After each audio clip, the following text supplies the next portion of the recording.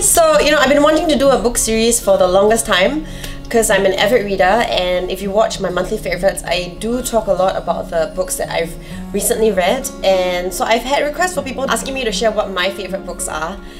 That's pretty tough. I think I will do that in another video, but just, to make it a bit neater, I decided to split it into categories. So today we're going to talk about the books that I think everyone should read if they want to improve your relationships.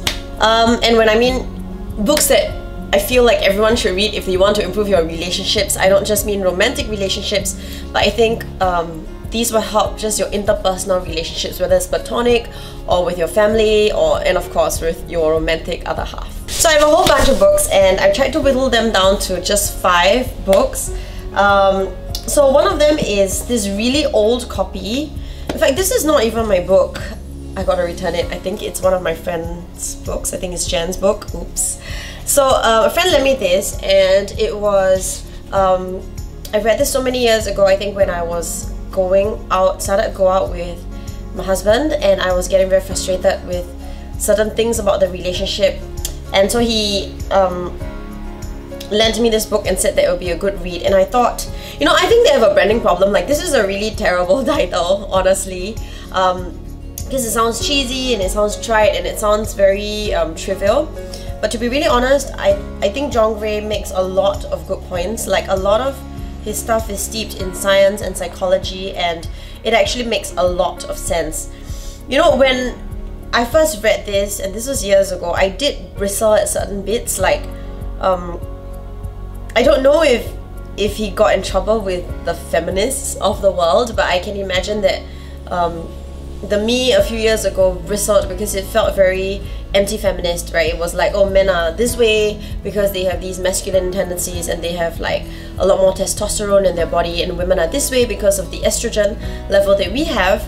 But the fact of the matter is, I think growing up and reaching this level of maturity, I realized that men and women are really very different. Like, I mean, like it or not, like our physicality, obviously men are biologically stronger, but even in terms of like our biological makeup and the neurons that are fired in our brains and the chemicals that balance us as people, we are very different people. Like, men have, I can't remember how many times more testosterone than women, and of course women have a lot more estrogen, and because of this difference in testosterone and estrogen, we react to situations differently and we see things very differently. So, I mean, a few takeaways from this book. I think the most pertinent point from this book that I got was the point system, no pun intended.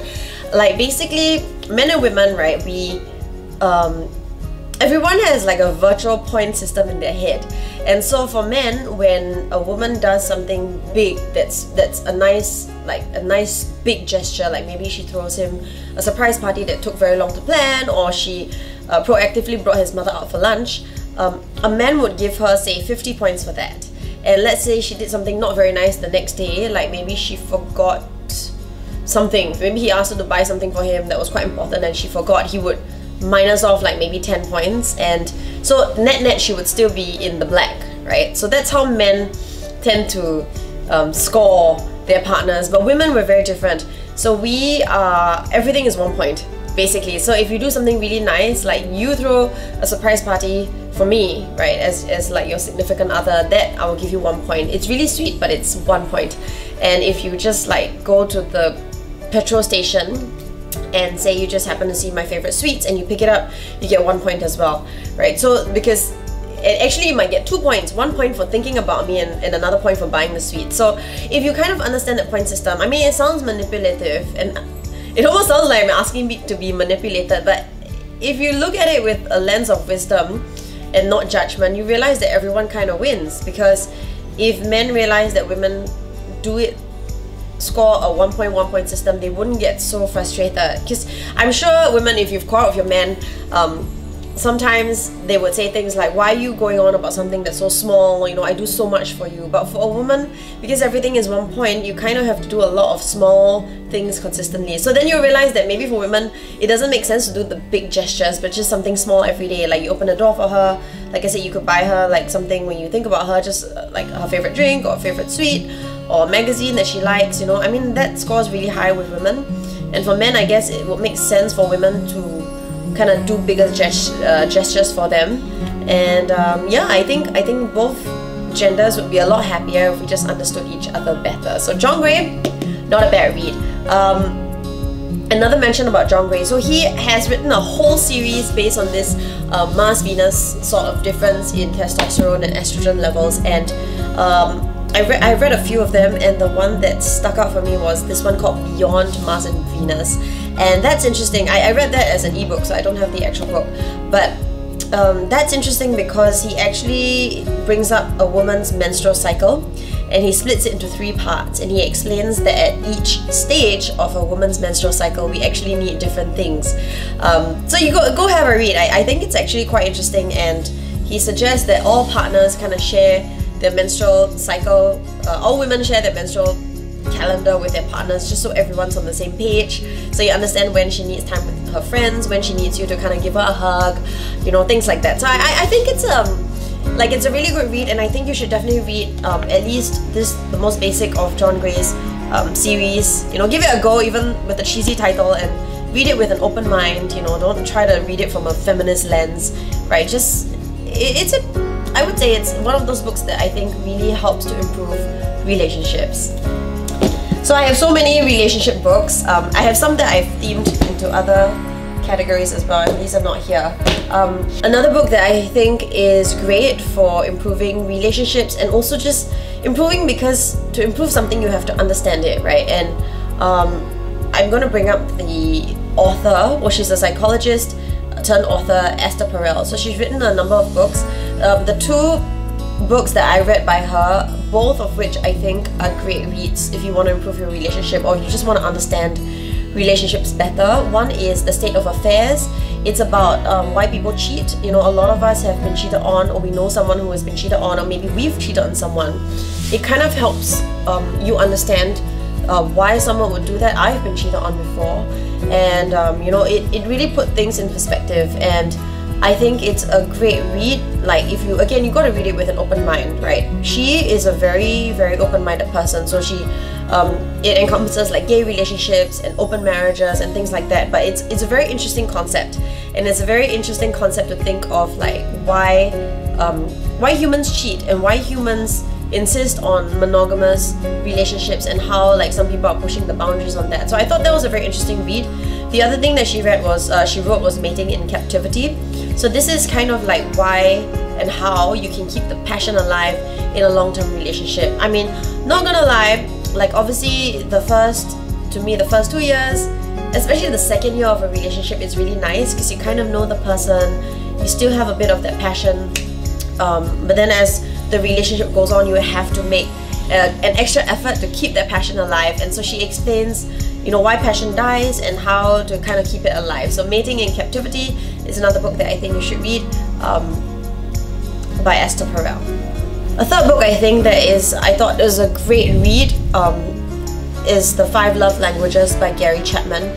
So it basically breaks it down and explains that every human being, we all have one primary language of love. So there's like physical touch, gifts, quality time, acts of service, and words of affirmation. So you might have 2 or 3 that resonate a bit more with you, but you will always have one primary language. And this book I thought was helpful because when you figure out what your primary love language is, you can kind of try to ask your partner and even friends to show you that in the language that you speak, if that makes sense. For example, if you're a gifts person and your partner is an acts of service person, and I actually know a couple like that, you know, maybe she would keep buying him gifts and he would keep doing stuff for her, but she would not feel loved because he doesn't buy her gifts, and he would not feel loved because he's like, why do you never do anything for me? Why do you just keep buying me presents, right? So if you can kind of align, and I find that the happiest couples are the ones where it's just luck and their love languages align. So myself, physical touch is definitely my primary love language, whereas my husband's is definitely not physical touch.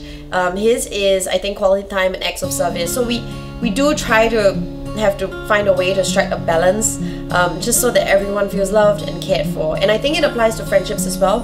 Like, I have friends who are the most thoughtful gift buyers, and for me, gifts is like the last on my list.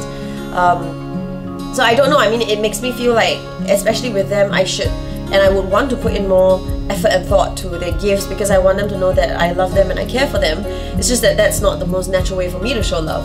So if you understand this concept, then you realize that, and you try to understand your friends and especially your significant other, then everyone just feels a lot more loved and a lot happier all around. So I think that's definitely one of the books that I would recommend reading if you want to improve your relationships. Okay, another book that I think it's good to improve your relationships, but this one is more specific to romantic relationships. It's the book called Attached. So I read it, the e-version. You know, our National Library in Singapore is awesome. You can borrow all sorts of ebooks and you can download it to your phone, which is what I do. So sometimes I read on the go if I don't actually have a physical book with me. So Attached is great because it talks about how people fall into 3 distinct categories of attachment: anxious attachment, secure attachment, and avoidant attachment styles. So if you can figure out what your attachment style is and what your partner's is, then it's a lot easier to bridge the gap. About 50% of the population are lucky. They fall under the secure attachment style, which is a great place to be. 25% are avoidant and 25% are anxious. So I've figured out that I'm sort of anxious, which is not always fun. I mean, anxious, you kind of want to be with your partner a lot. And of course, there's a good and bad side to everything. So the good is that generally anxious attachment partners are very loving and very affectionate. But on the flip side, it can be a bit stifling because you just want to be with your partner like all the time. It's interesting because avoidant partners tend to be very cool, you know, like they don't get easily jealous, they give you a lot of freedom, but then on the flip side they can also be very cold and very detached, right? So I think it's a great read, and it's especially good if you're going through a difficult time in your relationship, especially if it's a new relationship. I've recommended this book to friends who've started dating and they don't understand like why the guy is like keeps pushing them away and or whatever. So I think they found it a good read, and it's when you understand that, you take things a lot less personally. And when you take things a lot less personally, like if you are an anxious attachment and he's an avoidant attachment and he keeps pushing you away, and you understand him better, you take it less personally, it's a lot less hurtful, and you can also make the decision as to whether you want to stay or whether you want to leave. You know, it just makes it a lot less emotional and a lot more scientific, and I think that's kind of generally how I try to approach life.